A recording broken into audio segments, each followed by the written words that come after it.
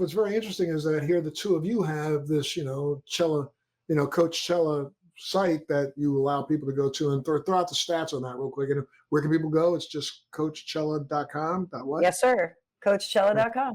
All right, yeah, people. But what role do you think healthcare professionals should be playing in educating their patients about cannabis? Go ahead, Chela. Well, first of all, they should know that we have an endocannabinoid system. This to me is just basic. Every healthcare professional should know basic biology. And right now that is not mandated and is not taught in medical schools.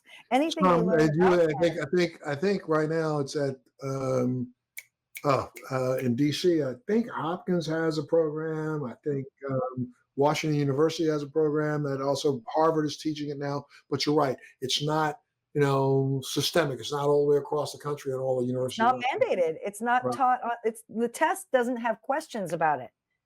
So these doctors aren't taught about basic biology that literally affects every other system of our body. And to me, that is the essential flaw that we all have. The second one, like if I could rename the endocannabinoid system, that'd be great. Let's call it the homeostatic regulatory system, because calling it the endocannabinoid system automatically puts it at a disadvantage. And I think part of the reason why they came up with that is that we recognize that our bodies produce what are called endocannabinoids. So endocannabinoids mean we produce them.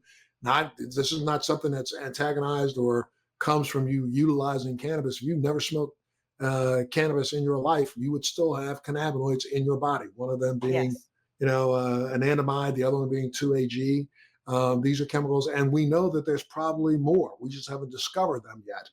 That our bodies produce, and they produce them in a way that they are sympathetic to our nervous system, in the sense that they help to actually flow retrograde in our nervous systems. The only chemicals that do that are our endocannabinoids. Yeah. And going back just slightly to the pilot who tested hot, I never recommend cannabinoid-based medications or products to anyone who has to test for their job. I always end up recommending beta-caryophyllene instead, because it's a plant. And when you take CBD, even THC-free CBD, even trace amounts of THC can build up in your fat, and eventually you could test hot. And so it's not a good idea to even take THC-free products. If I were a Teamster driver or a pilot, or my livelihood depended on testing clean, I wouldn't be taking CBD products. And that's a terrible shame. And that's something else that needs to change. Absolutely. But at the same time, if you are taking what you think are doctor recommended THC-free products, and then that little bit builds, I mean, come on now, we could do a COA on that and realize that it's at the micron level, not at the milligram level. Come on. Right. You know what I mean? But instead, we just want to be stupid.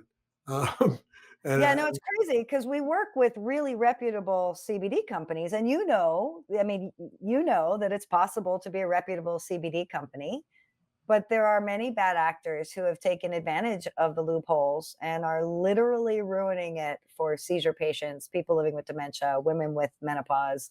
I mean, this medicine has saved many people's lives, marriages, and careers. And thousands of years. Yeah, for thousands of years. And their intention really is, to go after the Delta 8, the Delta 10s, which has also been an abuse of the hemp laws. And also hemp pushed THC. I mean, Delta 9 coming out of hemp. I'm not, I've been talking. Yeah, that's not cool. It's not. And I've been talking to people who are, scientists, who are botanists, who have said to me that, one of the things that we're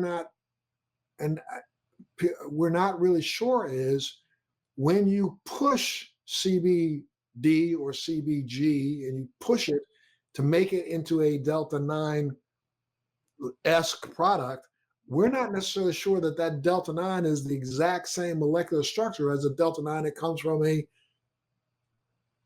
above 0.03% THC plant. We do know that the hemp plant and the cannabis plant are one and the same. They're just bred differently. Yeah, we don't know what it does. Yeah.